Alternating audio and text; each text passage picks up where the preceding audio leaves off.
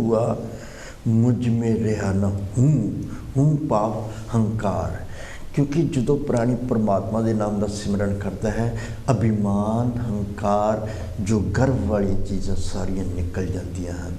कबीर तू करता तू हुआ मुझ में रहा न हूँ। जब आपा परका मिट गया तो जत देखूँ तत तू। फिर मैं जिधर भी देखता हाँ प्रभु जी सिर्फ और सिर्फ तुसी ही नज़र आते हो। जिस तरह सतगुरु रविदास महाराज जी अपनी बाणी च दसते हैं, जहाँ जहाँ जाओ तहाँ तेरी सेवा, तुम सो ठाकुर और न देवा।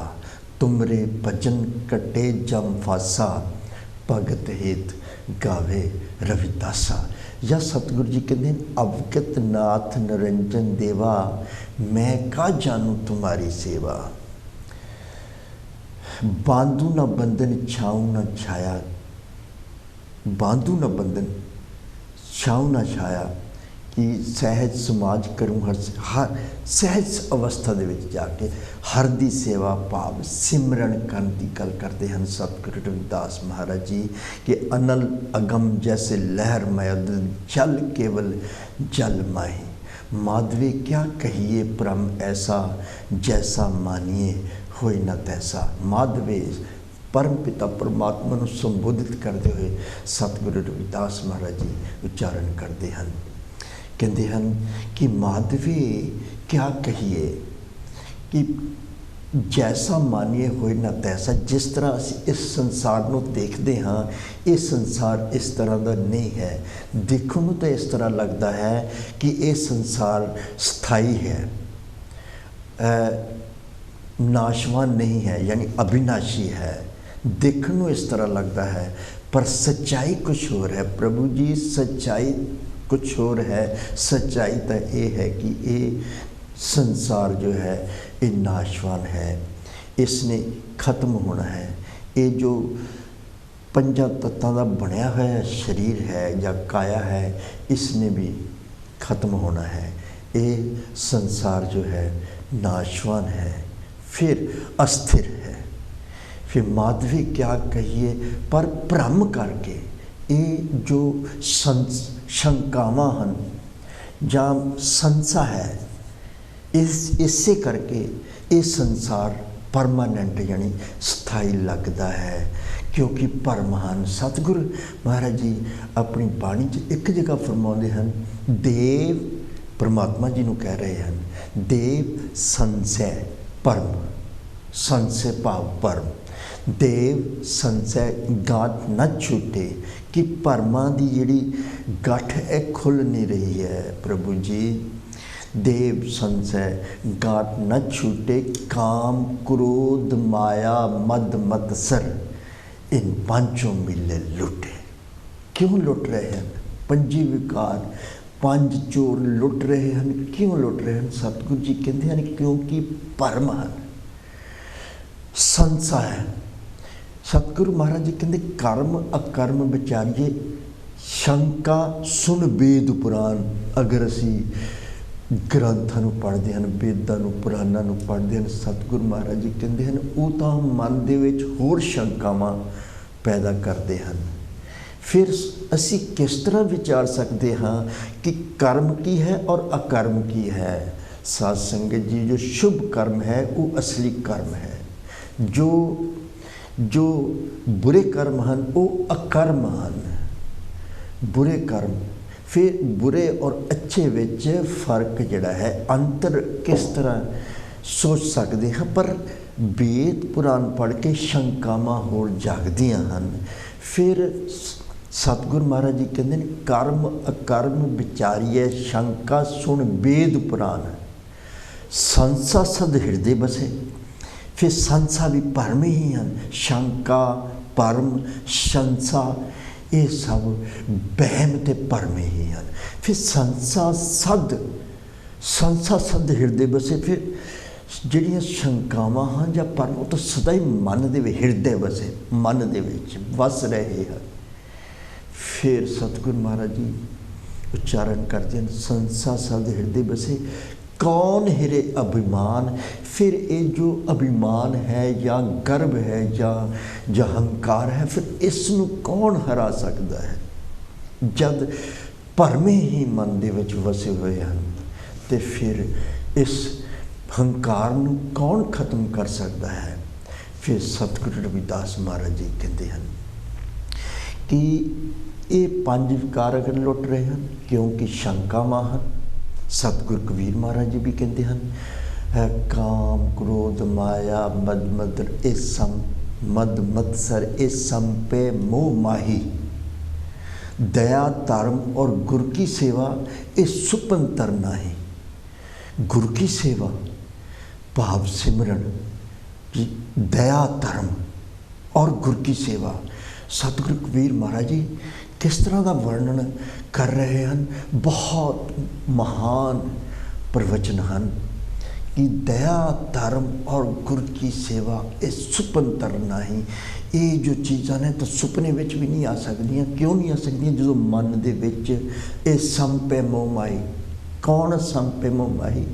5 विकार हैं जो लुट रहे हैं। फिर जिथे धर्म है उत्थे दया है, जिथे दया धर्म है उत्थे गुरु की सेवा है, भाव परम पिता परमात्मा का सिमरन है, नम्रता है। उत्थे फिर विकार नहीं हैं। पर जो विकार हैं तो फिर सतगुरु कबीर महाराज जी कहते हैं दया धर्म ते सिमरन या गुरु की सेवा इस सुपने में भी नहीं आ सकती। इस तरह की काया हो जाती है, इस तरह की अवस्था हो जाती है जो प्राणी बुराइयां दे विच रमिया होया है, बुराइयां दे नाल घिरिया होया है। बुराइयां की हैं कि ईरखा, किसी होर प्राणी दे नाल ईरखा करनी या होर प्राणी की बुराई करनी, निंदिया करनी या अपने संपत्ति का या अपने कोल धन होने का हंकार करना या फिर क्रोध करना। ये सारे विकार ही हैं। सतगुरु रविदास महाराज जितने भी महापुरुष हैं सब एक संदेश, एक पावन उपदेश प्राणियों को दिंदे हैं, जीवन दिंदे हैं कि हे प्राणी तेरा जिहड़ा जन्म है ये बहुत ही अमुल्क है, ये इसका कोई भी मुल नहीं, ये दुर्लभ है। सतगुरु कबीर महाराज जी कहते हैं कबीर मानस जन्म दुर्लभ है, होत न बारंबार जो बन फल पाके पुई गिरे बहर न लागे डर। ये फिर जिस तरह एक फल पक जाता है, जो प्राणी की जो आयु है खत्म हो जाती है, फिर वो प्राणी जो है अपनी आयु समाप्त करके परमात्मा या इस संसार तो चला जाता है। इसी तरह जिस तरह एक फल पक जाता है तो फिर वो फल जो जमीन ते डिग जाता है पक के, फिर उसनूं दोबारा फल दे दरख्त दे नाल, उस पेड़ दे नाल नहीं लगाया जा सकता। इसी तरह जो प्राणी खत्म हो जाता दोबारा उस दे विच प्राण नहीं आ सकते। तो फिर जिन्ना चिकर प्राण हैं, सतगुरु कबीर महाराज जी कहते हैं कि हे प्राणी परमात्मा का सिमरन कर और परमात्मा की प्राप्ति कर, क्योंकि ये जन्म जो है सिर्फ और सिर्फ परमात्मा की भगती करके परमात्मा दे विच एकमिक परमात्मा दे विच अभेद होने करके ही होया है। सतगुरु रविदास महाराज जी कहते हैं दुर्लभ जन्म पुन फल पायो, बिरथा जात अभिपेकै, राजे इंद्र समसरै करे आसन, बिन हर भक्ति कहो कह लिख। ये जन्म दुर्लभ है। फिर दुर्लभ जन्म पर फिर मिलया किदां?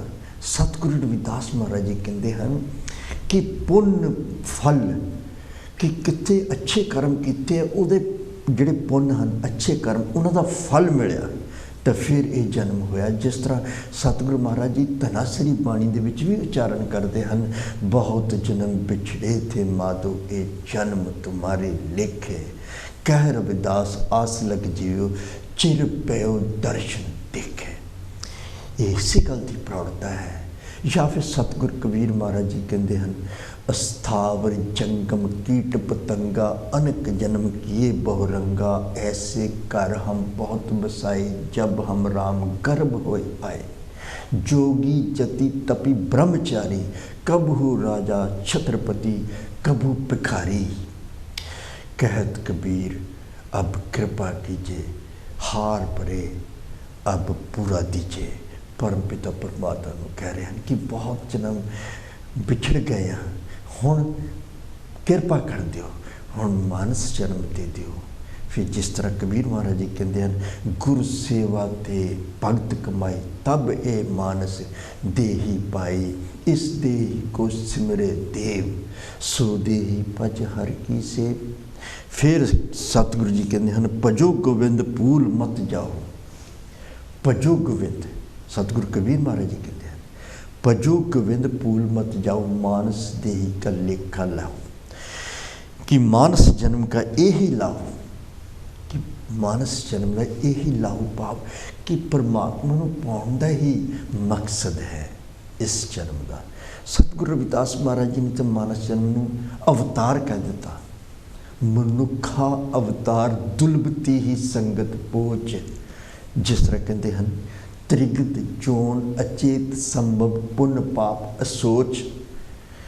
व्याख्या कर रहे हैं सतगुरु जी, बिल्कुल उदाहरण दे के, त्रिगत जोन अचेत संभव पुण्य पाप असोच।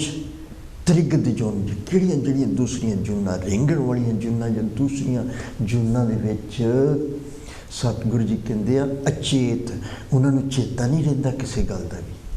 फिर ना पुण्य दा पता है ना पाप दा पता है, ना अच्छे का पता है ना बुरे का पता है, ना चंगे का पता है ना माड़े का पता है। फिर एक सवाल, कई लोग सवाल उठा देंगे हैं कि फिर जो कई बार जानवर जड़े होंगे हैं वो इंसानों तो भी वधिया कोई इस तरह के काम कर देंगे हैं। जिस तरह कोई एक डॉग है वो मास्टर वो इदां दे करिश्मे कर दिंदा है, या हाथी कुछ इस तरह के करिश्मे कर दिंदा है। पर सतगुरु जी कहते हैं कि वो जो अच्छा कर रहा है उसनों ये पता नहीं है कि वो अच्छा कर रहा है, वो कर रहा है जो, क्योंकि वो गुलाम है अपने मास्टर दे। अपना उसका जो मास्टर है जिसने उन्होंने अपने गुलाम किया है। जिस तरह सतगुरु कबीर महाराज जी एक उदाहरण भी देते हैं कि एक मदारी है, वो बंदर या बंदरी नूं अपने काबू विच किस तरह कर लेंदा, फिर उन्होंने सारी जिंदगी गुलाम बना के रखता है। उससे फितरत की है कि उन्होंने जो जानवर होंगे उन्होंने असीं कपड़ा पहना दीए तो वो फितरत तो, कुदरती फितरत तो उसके विरुद्ध हो जाता है। पर फिर भी वो मदारी उन्होंने तरह तरह के कपड़े पवा के, डुग डुगी बजा के, हथ में डंडा फड़ के तरह तरह सारी जिंदगी नचाता है, क्योंकि उसने लालच कर लिया होंदा है। सतगुरु कबीर महाराज जी ये उदाहरण देंदे हुए दसते हैं, मरकट मुष्टि अनाज की। मरकट बंदर नूं ही कहा गया, मरकट मुष्टि अनाज की लीनी हाथ पसार। मरकट मुष्टि अनाज की, एक मुट्ठी अनाज दिता है मदारी ने, मरकट मुष्टि अनाज की मन बोरा रे लीनी हाथ पसार। बस वो एक अगे हाथ कढ़ के वो दाने जिहड़े मुट्ठी अनाज दी वो बंदर ले लेंदा है। फिर छूटन को संसा भरिया, हुण छुट नहीं सकता उस मन बोरा रे कर कर नाचियो बाहर। फिर सारी जिंदगी वो मदारी दे इशारे ते नचदा है।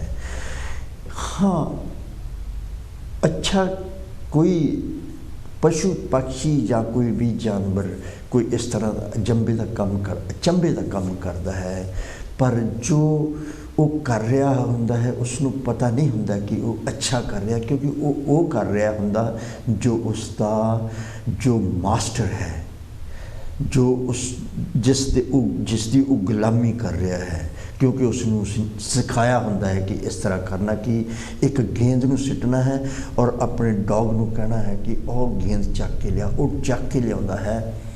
पर सानू देखण नूं इस तरह लगता है कि किस तरह कितनी समझ है इस डॉग की, पर उसनों ये नहीं पता होंदा कि वो अच्छा कर रहा होंदा, क्योंकि वो कर रहा होंदा जो उसका मालिक जिहड़ा आ उसनों सिखा रहा होंदा। तो साध संगत जी, पर उसकी चेतना नहीं है, उसनों अच्छे बुरे या पुण्य पाप का पता नहीं होंदा। त्रिगद जोन अचेत संभव पुण्य पाप सोच मनुखा अवतार दुर्लभ। अवतार कह दिता सतगुरु जी ने, जन्म नहीं किया, अवतार ले लिया। मनुखा अवतार दुर्लभ, ये दुर्लभ है ये जन्म जो है, पर ये अवतार है। प्रति ही संगत पहुँच कि अवतार वर्गा जन्म लैके भी संगत जिहड़ी आ वो पहुँच छोटी कर ली है, बुरी कर ली है। पर सतगुरु जी कहते संगत किस तरह की होनी चाहिए है। संगत होनी चाहिए, तुम चंदन हम रिंड बापरे, संग तुम्हारे बासा, नीच रूख ते ऊंच पे हैं, गंध सुगंध निवासा। ऐसी संगत होनी चाहिए है, बुरी संगत नहीं होनी चाहिए है।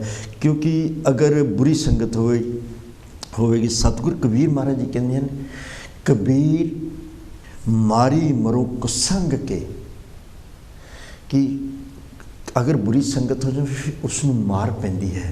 मारी मरो कुसंग के, जो केले निकट जो बेर, अगर केले का कोई दरख्त है वो बेरी दे कोल उग जाता है, फिर उसने संगत किस दी कर ली, बेरी दी कर ली। बेरी दी नाल की लगा है, कंडे लगे हुए हैं, और केले दे जोड़े पत्ते होंदे हैं वो बहुत सीधे होंदे हैं, सिंपल होंदे हैं। पर मारी मरुक संग के केले निकट जो बेर, वो झूले वो चीरिए, जदों वो हिलदा है, बेरी हिलदी है तो वो केले दे दरख्त नूं चीड़ दिंदी है। फिर सतगुरु कबीर महाराज जी कहते, ओ चूल्हे ओ चीरिए, साकत संग न हेर। कि बुरी संगत का जो नतीजा है, फल है, वो भी बुरा ही निकलता है। नुकसान नष्ट या मुसीबत या दुख आते हैं।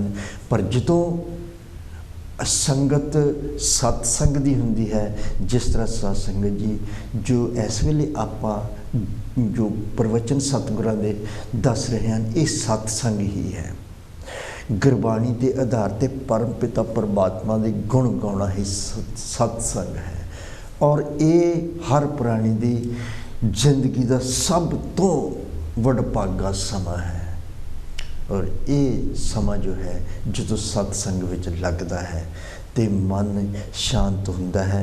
फिर वो प्राणी परमात्मा के नाम के नाल रंग हो जाता है। जिस तरह एक ललारी कपड़ियां नूं रंगदा है तो वो अपने जो उसका जो बर्तन है जिस विच उन्हें रंग घोलिया है, फिर वो उसनूं डुबो के जो टंग दिंदा है तो वो रंग चढ़ जाता उस कपड़े नूं। इसी तरह सतसंग है, जो भी प्राणी सतसंग करता है या सुनता है सतसंगत, वो परमात्मा के रंग दे विच रंग जाता है। जन रविदास राम रंग राता, यो गुरप्रसाद नरक नहीं जाता। फिर वो प्राणी सतसंग दे विच अपने मन नूं निर्मल कर लेंदा है। फिर कबीरा मन निर्मल पिया, जैसे गंगा नीर पाछे लागे हर फिरे, कहत कबीर कबीर। इस तरह का मन सू कछु विचारियो, तात है मेरो मन थिर हवेरियो। हाले तो विचारिया ही है, सतसंग किया ही है ते मेरा मन स्थिर हो गया। सतगुरु महाराज जी उदाहरण दे रहे हैं। हर रंग लागो तत् है। जो परमात्मा का रंग मैनू लगा, मेरे ते चढ़िया, तो मेरो वर्ण जिहड़ा मेरा रंग पटल प्यो बदल गया। मेरा रंग हुण तो मजीठा ही हो गया। जैसा रंग कसम का तैसा है ये संसार, मेरे रमैये रंग मजीठ का कहो रविदास चमार। फिर सतगुरु महाराज जी कहते हैं कि जिस तरह शब्द की गल कर रहे कि जब हम होते तब तू नहीं, अब तू ही मैं नहीं, अनल अगम जैसे लहर में उदी जल केवल जल माही, माधवी क्या कहिए ब्रह्म ऐसा जैसा मानिए होय न तैसा। नरपत एक सिंहासन सोया सपने प्या भिखारी, अछत राज बिछड़ दुख पाया सोगत पई हमारी। राज भुअंग प्रसंग जैसे हह अब कछु मर्म जनाया, अनिक कटक जैसे फूल परे अब कहते कहनु न आया। सर्व एक अनेक स्वामी सब कट भोग वै सोई, कह रविदास हाथ पै नेरे सहजे हुई सु हुई, सहजे हुई सु हुई। ये शब्द सतगुरु का जो आप गलबात सतगुरु महाराज जी की उच्चारण कर इसका व्याख्यान कर रहे सी कि नरपत एक सिंहासन सोया, एक राजा जो है वो सिंहासन ते बैठा, सोने का सिंहासन है, लेकिन उसनों नींद आ जाती, नींद दे विच भिखारी बन के सपना आता उन्होंने कि उस सपने दे विच भिखारी बन के दर दर ठोकरां खा रहा और भोजन मंग रहा है, भीख मंग रहा है। जो उसकी नींद खुलती है तो वह हैरान हो जाता है कि मेरे को तो सब कुछ है, मेरे को महल मनारे हैं, रसोइयाँ साल रसोइयाँ हैं, तरह तरह के पकवान हैं, और जिस दिन मैं बैठा इस सिंहासन सोने का है, फिर भी मैं दुख क्यों भोगया सपने दे विच।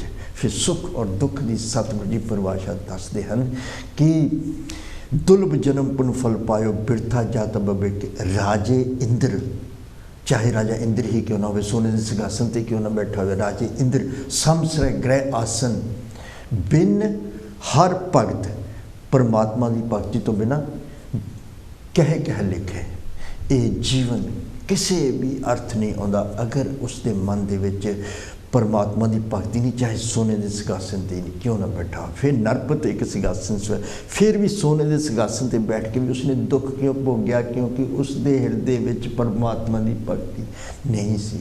साध संगत जी सतगुरु जी कहते जो परमात्मा की भगती हृदय विच आ गई, नम्रता आ गई, बुराइयां सारियां निकल गई, हंकार निकल गया, तृष्णावां आशावां निकल गई, फिर उसका जो काया है वो कंचन हो गई। जे सो तन कंचन जानिए जे तन नाम प्रगास, जिसते फिर मन दे विच परमात्मा है ना, उस कंचन उस काया जो है सोने की बन जाती है। फिर रविदास राम चिंतामणि चाहते औज को जास, फिर जिधर भी वो देखता है उसनों परमात्मा ही नज़र आता है, क्योंकि उस चिंतामणि जो है जो मणि है उसनों प्राप्त हो जाती है और उसकी काया कंचन हो जाती है। फिर सतगुरु रविदास महाराज जी कहते हैं फिर उसके आने वाले जीवन के विच सुख ही सुख हैं, फिर उसनों कभी भी दुखों का क्योंकि उसनों दुख और सुख दे विच वो बराबर लोहा कंचन सम कर देखे भेद अभेद समावेगा, जो सुख होवे पारस के परसे सो सुख वाह को आवेगा। सतगुरु जी तरह तरह दी उदाहरण अपने प्रवचनों में दे रहे साध संगत जी कि फिर उस प्राणी को लोहे और सोने दे विच कोई अंतर ही नज़र नहीं आता, क्योंकि उसनों पारस लग चुका है, क्योंकि उसनों गुरु का शब्द मिल चुका है, क्योंकि उसका मन स्थिर हो चुका है और उसके मन के विच परमात्मा का निवास हो चुका है, उसकी काया जो है कंचन हो चुकी। फिर उसनों कुछ अंतर नहीं, हो सुख ही सुख फिर आ जाते हैं। फिर नरपत एक सिंहासन सोया सपने पे अछत राज बिछड़े दुख पाया सोगत पई राज भुअंग।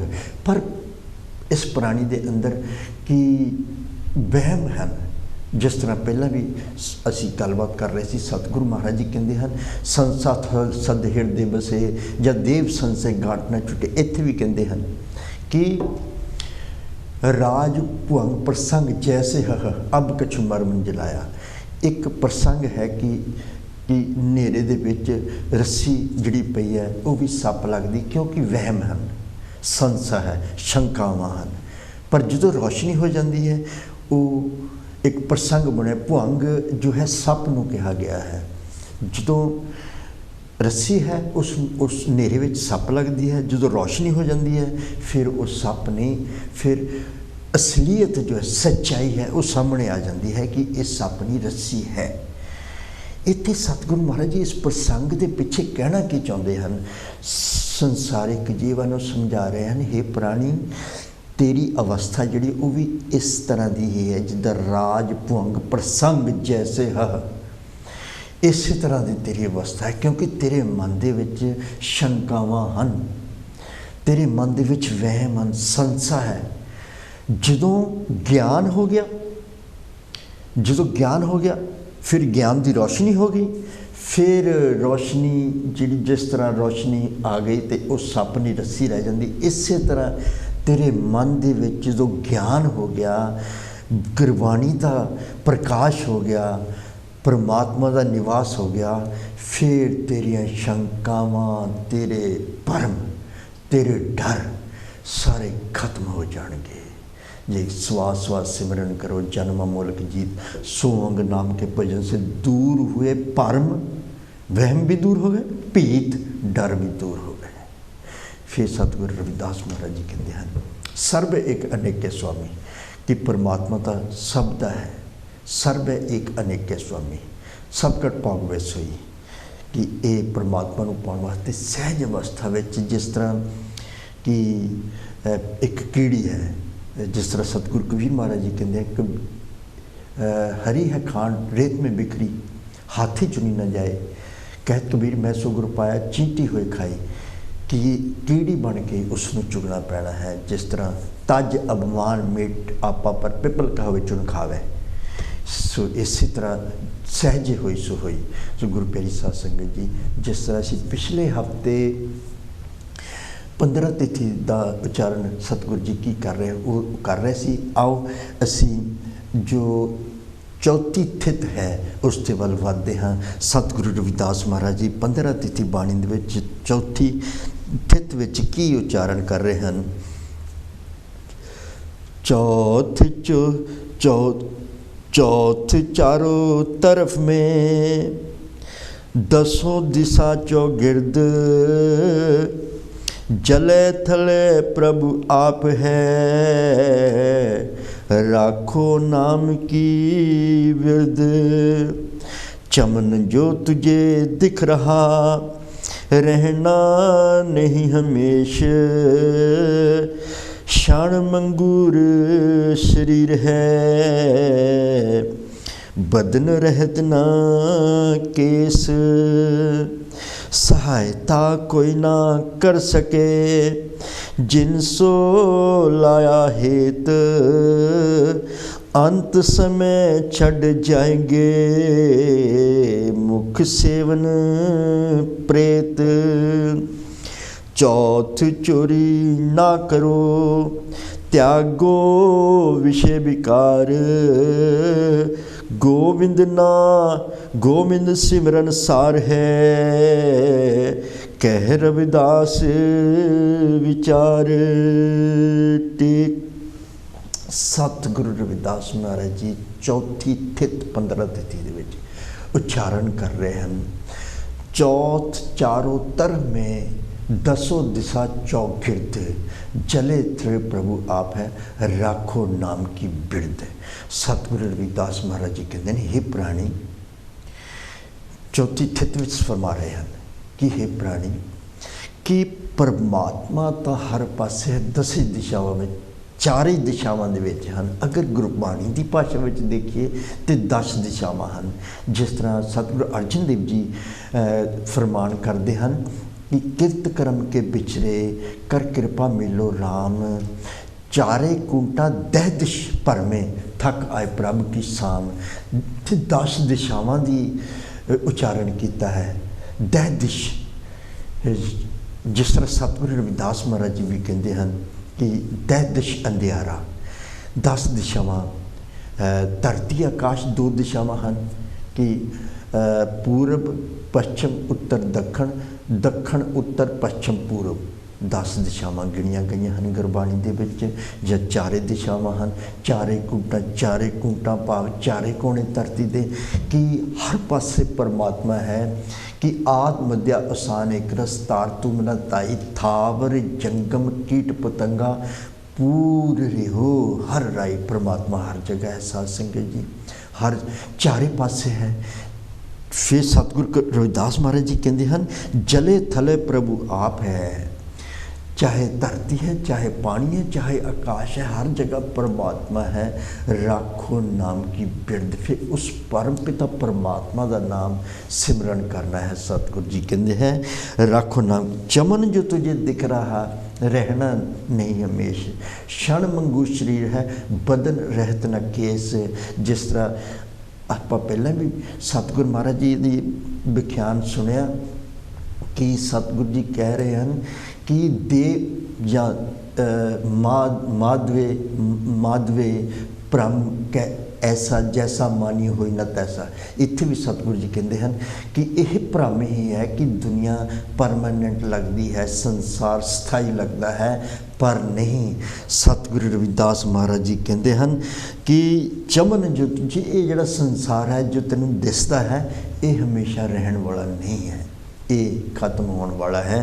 फिर कि सतगुरु कि ये जो शरीर है क्षण मंगूर है कि एक छिन दे विच पाछे लागो काल पार दी छिन में प्राण हरे। एक छिन लगता है, एक छिन एक पल दे विच ये प्राणी के प्राण खत्म हो जाते हैं।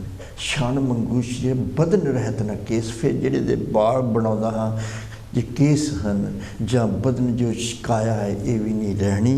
फिर सतगुरु महाराज जी कहते हैं कि क्षण मंग बदन रहत में कि सहायता कोई ना कर से जिन सुलाया हेत। फिर जिसनों तू अपना समझता है जो तेरे अपने हैं वो भी सहायता नहीं कर सकते, क्योंकि ये सफ़र जो है ये तो इकल्ले तय करना है। जिस तो कि भाव सागर पार करके सुखा के सागर दे विच जाना है। ये जो रास्ता है खंडे की धार के जैसा है पहना। सतगुरु रविदास महाराज जी दसते हैं कि इसनों इकल्ले फिर कोई जो सगा संबंधी है, चाहे भैन भाई पुत्र पुत्री या जो जीवन साथी, जिसमें कोई भी सहायता नहीं कर सकता। फिर एक सहायता कोई ना कर सके जिन सुलाया अंत समय जड़ जाएंगे मुख सेवन प्रेत। फिर जो प्राण निकल जाते हैं वही सगे संबंधी मुख अपने मुख तो सेवन की कहते हैं ये प्रेत हो गया है। भाव वो कोई भी सहायता नहीं कर। सतगुरु कबीर महाराज जी भी प्रार्थना कर बनिता सुत दे ग्रह सुख संपत्ति सुखदाई। बनिता पत्नी नूं कहा गया, सुत पुत्र नूं कहा गया, तो जिहड़े अपने घर बनाए संपत्ति सुखदाई। इनमें कछु कोई नहीं तेरा काल अवध आई। जदों ये समा आ जाता है फिर कुछ नहीं रह जाता। उसी महल मनारे दे विच अंदर भी लैके नहीं जाते, बाहर ही रख देंदे हैं। ये सच्चाई है, अटल सच्चाई है। फिर सतगुरु महाराज जी कहते हैं बदन कि चमन जो तुझे दिख रहा रहना नहीं, क्षण मनुष्य बन रहता केस मुख सेवन प्रेत। जो चौथ चोरी ना करो त्यागो विषय विकार, गोविंद सिमरन सार है कह रविदास विचार। कि चौथी थित में सतगुरु महाराज जी कहते हैं अपने विषय विकारों को त्याग दियो। विषय विकार जो इन पंचन मेरो मन जो बिगारियो, पल पल हर जी से अंतर पारियो। ये जड़े पंज विकार इन दूतन खलबद कर मारियो, बड़ो नलाज अजो नहीं हारियो। ये प्राणी नलाज हो जाता है, वो कुटते हैं, वो आके जो खलबद कर मारियो वो फड़ फड़ के मारते हैं। जड़े दूत पंज दूत जड़े हैं तो बड़ो नलाज अजो नहीं हारियो। फिर कबीर महाराज जी एक जगह प्रार्थना करते हैं कि किड़ियां किड़ियां जूना विच अस्थावर जन्म कीट पतंगा अनेक जन्म किए बहुरंगा। बड़े बड़े जन्म ले हैं, अलग अलग जन्म ले हैं। फिर एक जगह कहते हैं सतगुरु कबीर महाराज जी शूकर कूकर जोन सब भरमै। शूकर क्या है, जिस तरह सूअर नूं कहा गया है, और कूकर जो डॉग नूं कहा गया है। शूकर कूकर जोन सब भरमै ताऊ लाज ना आई। फिर भी लाज नहीं आई। राम नाम अमृत छाड़ काहे बिख खाई। राम नाम छाड़ अमृत कि परमात्मा का नाम तो अमृत है, इसनूं छड्ड दिता। फिर की खादा? बिख, जहर नूं गले लगा लिया। किहड़ी जहर है? ये विषय विकारां नूं जहर किया गया है। जिस तरह सतगुरु रविदास महाराज जी भी कहते हैं, मैं राम नाम धन लाद्या बिख लादी संसार। फिर सतगुरु महाराज जी कहते हैं, चौथ चोरी ना करो, त्यागो विषय विकार। ये विषय विकारां नूं हे प्राणी त्याग दे। नाम जो है गोबिंद सिमरन सार है, परमात्मा का सिमरन जो है वही पार तारा करने वाला। कह रविदास विचार। सतगुरु रविदास महाराज जी आखिरी पंक्ति दे विच समझा रहे हैं संसारिक जीवां नूं, गोविंद सिमरन सार है, कह रविदास विचार। सो पंजवीं थित विच सतगुरु रविदास महाराज जी उच्चारण करते हैं, पंचवीं प्रीतम जालनो सबना है भगवंत। पंजवीं थित विच सतगुरु महाराज जी कह रहे हैं कि प्रीतम कौन है? वो परम पिता परमात्मा, उसनूं हे जीव उसनूं जान लै। सबना है भगवंत, उस परमात्मा भगवंत सब दा है। कोई ये नहीं कह सकता कि जिस तरह सतगुरु रविदास महाराज अपनी बाणी विच भी इस गल की प्रौढ़ता करते हैं कि आपन बापै नाही किसी को, पावन को हर राजा, मोह पटल सब जगत व्याप, भगत नहीं संतापा। आपन बापै नाही किसी को, परमात्मा किसी दी बाप नहीं है, किसी बाप की जगीर नहीं है। ये तो सब दा है। इत्थे भी सतगुर कहते हैं, सबना है भगवंत, सबना है भगवंत। ब्राह्मण अधिक सिमरते कोई ना पाया अंत। कि ब्राह्मण जो पंडित, ब्राह्मण इत्थे सतगुरु महाराज जी वर्ण व्यवस्था की गल नहीं करते। वर्ण व्यवस्था ते तो एक बहुत जोर नाल चोट करते हैं, खंडन करते हैं। पर इत्थे ब्राह्मण उसनूं कहते हैं जो ब्रह्म आत्मा, जिसनूं बहुत बड़ा ज्ञान है, ब्रह्म ज्ञान है। ब्राह्मण आदि सिमरते कि वो जिसनूं इन्ना बड़ा ज्ञान है, उसने भी सिमरन कर करके परमात्मा का अंत ही नहीं पाया। कि इन्नी परमात्मा की जो महिमा है, परमात्मा का जो सार है, विस्तार है, इन्ना ज़्यादा है कि कोई भी अंत नहीं पा सकता। सतगुरु कबीर महाराज जी कहते हैं, कबीर सात समुंदर मस करूँ, कलम करूँ बनराई, वसुदा कारज जो करूँ, हर जस लिखन न जाई। सत समुंदर की स्याही बना के, बनस्पति की कलम बना के, धरती को कागज़ बना के भी अगर मैं लिखन लग पावां परमात्मा की महिमा, तो फिर भी लिख नहीं हो सकती। फिर कोई ना पाया अंत। सतगुरु रविदास महाराज जी कहते हैं, पंच तत्व की रचना है जो दिखे आकार। पंजा तत्तां नूं मिला के एक आकार बना दिता सतगुरु जी ने इस जीव नूं, जो काया कहते हैं कि धरती आकाश अग्नि हवा पानी, ये पंज तत्व हैं। कि अगर साइंटिफिक भी देखिए तो बिल्कुल ये गल खरी उतरती है कि जो दिमाग है यानी सिर है, उसके इन्नियां नर्व्स हैं कि पूरे ब्रह्मंड के आले दुआले भी असीं घुमा सकते हैं। इन्नियां विशाल हैं, मतलब जिस तरह आकाश विशाल है। तो जो धरती है, मिट्टी है, ये मास है, हड्डियां हैं। फिर अगर पानी है, क्योंकि एक मनुख के शरीर के 70% के करीब पानी है। तो हवा जो साह लेंदा है, छड्डदा है, ये हवा है। फिर सतगुरु रविदास महाराज जी कहते पंजा तत्तां का बनया होया कि अग्नि, जठर अग्नि है, जो पाचन प्रणाली है, जो भी प्राणी भोजन खाता है, चाहे वो ठंडा ही खाता है, लेकिन अंदर टैंपरेचर 36 समथिंग जो टैंपरेचर है, वो तापमान है, वो अग्नि है, वो भोजन नूं पाचन करती है, पाचन प्रणाली जिहड़ी है। फिर ये साइंटिफिकली भी सतगुरु महाराज जी या जिन्हें भी महापुरुष उन्होंने पंजा तत्व इस काया नूं कहा है। फिर एक आकार बन गया कि एक अच्छा आकार, एक जीव की काया जिहड़ी बन गई है। फिर सतगुरु महाराज जी कहते हैं कि पंच तत्व की रचना है जो देखे आकाश तिसमें होवे लीन, सब लीला प्रभ अपार। फिर इस काया नूं कित्थे लीन होना है? परम पिता परमात्मा के सिमरन दे विच। विषय वासना झूठ है, राह भला विच नीत। जिहड़े विषय वासना हैं बेकार हैं, सब झूठ है। सतगुरु महाराज जी कहते हैं कि ये खाई दे विच सट दिंदे हैं, बिना भजन संगी नहीं सर्व सुखां का मीत। परमात्मा के सिमरन तो बिना कोई भी संगी नहीं हो सकता। कि सतगुरु महाराज जी कहते हैं सर्व सुखों का मीत सिर्फ परमात्मा ही, वो भजन सिमरन के नाल ही मिलता है। पंचवें प्रति परमात्मा सर्व सृष्टि जान, गुरु की शरणी त्यागते होवे रविदास ज्ञान। पंचवें प्रति परमात्मा सर्व सृष्टि जान, परमात्मा सर्व सृष्टि जिसने सृष्टि में बनाया उसका मालिक कायनात है, सगल पवन के नायक का एक छिंदर्स दिखाए जी। वो नायक है, वो बाजीगर है जिसने बाजी पाई है, साँच बाजीगर, बाजी चूट साँच बाजीगर, जाना मन पतियाना। पर उसने बाजी पाई है चूट, क्योंकि ये दुनिया नाशवान है, ये परमानेंट नहीं है।